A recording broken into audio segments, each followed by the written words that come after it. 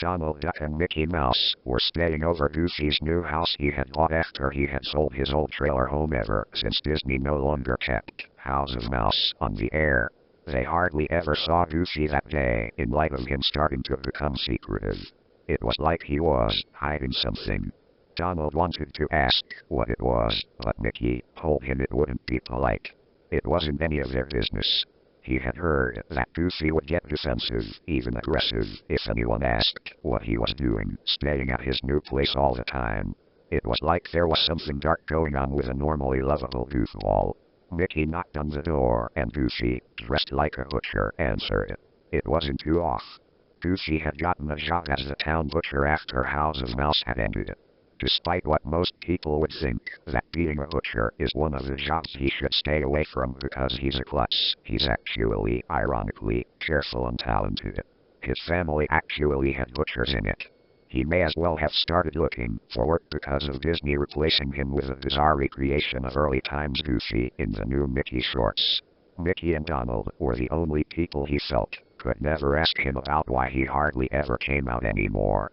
Mickey was always so polite, and Donald, well, as long as free food was shown to him, why the fuck should he care? Goofy welcomed his friends for a chance of specially made burgers, fresh from a cracked cow carcass. Goofy had invited his friends to stay over for 4 days, while the girls were away, so they could have a guys' night. Just the 3 of them. 4 days of burgers. Any guy would want that. Donald could not help but notice, though, a very secluded door with a sign, private. Keep out, on the door. It was eerie, with all the spikes on the door frame, a barred window on the door like something out of a prison, and dried stains of blood looking like animal meat had been dragged in or out of there. Goofy stared aggressively at Donald, only telling him that was his private slaughterhouse. It was where he did his work. He then calmly insisted it was too disturbing for the untrained mind. And that is relatively true. Slaughterhouses don't tend to be a comfortable place. I mean, come on, a place where there are disemboweled animals everywhere. An animal lover's worst nightmare. Goofy was quick to offer Donald a burger to quickly make the nosy duck forget his curiosity. Mickey, being polite, simply understood that this door was off limits. Mickey was more interested in burgers. That night, they went to sleep, satisfied from a burger meal. However, Mickey had to use the bathroom because he had added too much hot sauce. His anus was suffering greatly. However, he couldn't help but hear Goofy humming his usual tune and the sound of a pile of meat being dragged. As soon as Mickey finished business, he quickly went to see what was going on. It was Goofy moving an entire cow carcass towards the slaughterhouse door. Wow, Goofy is really dedicated to his work, Mickey quietly assumed. Curiosity got the better of him as he quietly followed Goofy, only as near as possible, but still hidden. Goofy went inside with a cow carcass. Mickey swore he had heard Goofy say something as if he was talking to someone. Mickey then heard what sounded like retarded screaming. He heard Goofy trying to tell the creature to calm down, warning it that he had guests this time around and he never wanted them to see it. He had made a family promise on it. He heard Goofy offering the cow corpse he was dragging to the creature as it was met with sounds of violent eating, like a wolf. Mickey winced as he heard the sound of Goofy wincing as well, then shuddered in discomfort. Mickey gasped quietly as it sounded like Goofy was coming this way. Mickey quietly and quickly hid in the living room. He hid there until he was sure Goofy had went back to his bedroom. When he was sure, Mickey was able to get to his bedroom, just in time before the retarded screaming happened again.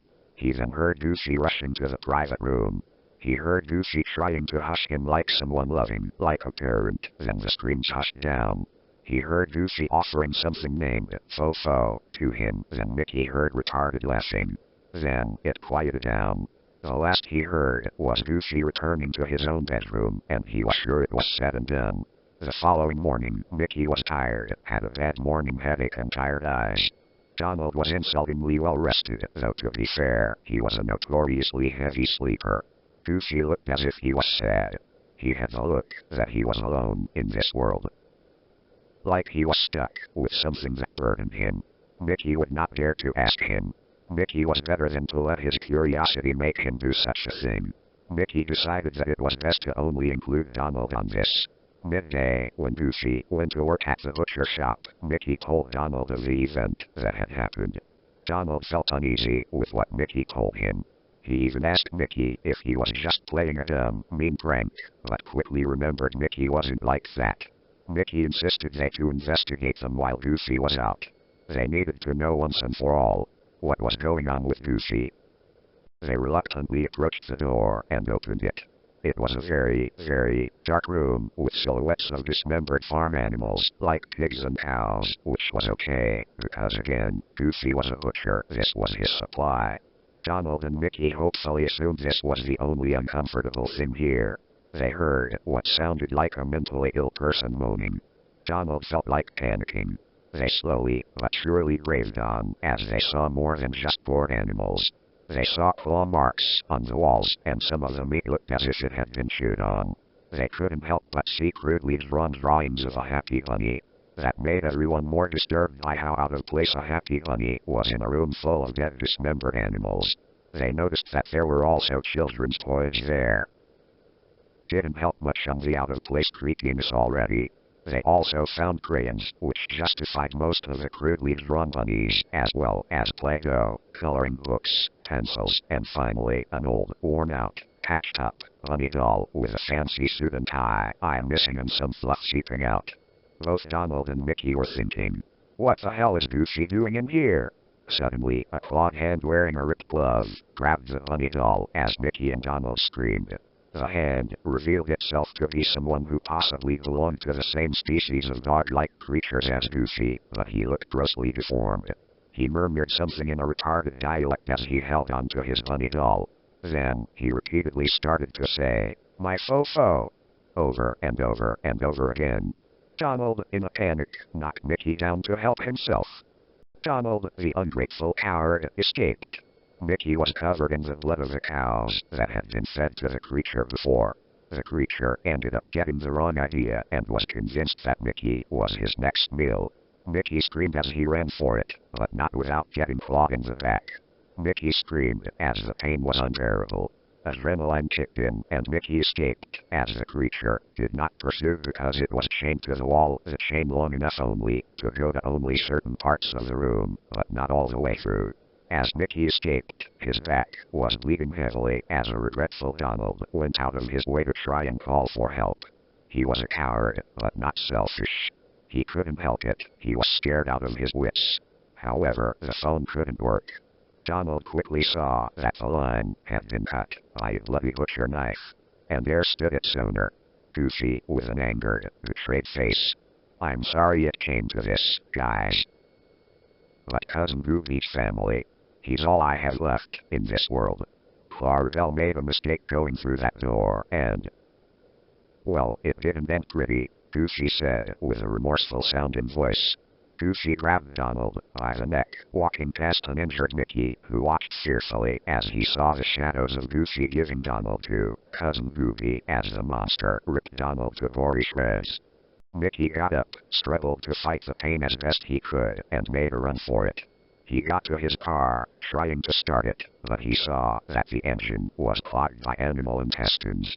Mickey got out of the car as he saw Goofy walking towards him with a butcher knife. Mickey started to make a run for it. Mickey was sure to get away when... Stab! Mickey was stabbed. The butcher knife was thrown to his back, disabling his legs thanks to a fractured spinal cord. Goofy grabbed Mickey's leg and dragged him back to his house after retrieving his butcher knife. Mickey was screaming for help, begging Goofy to let him go and that he'll promise to keep everything to himself. Mickey was dragged towards the unholy door of a secret that would have been best ignored. Mickey was crying as he struggled to get away. Eventually, Mickey was dragged inside as the door slammed.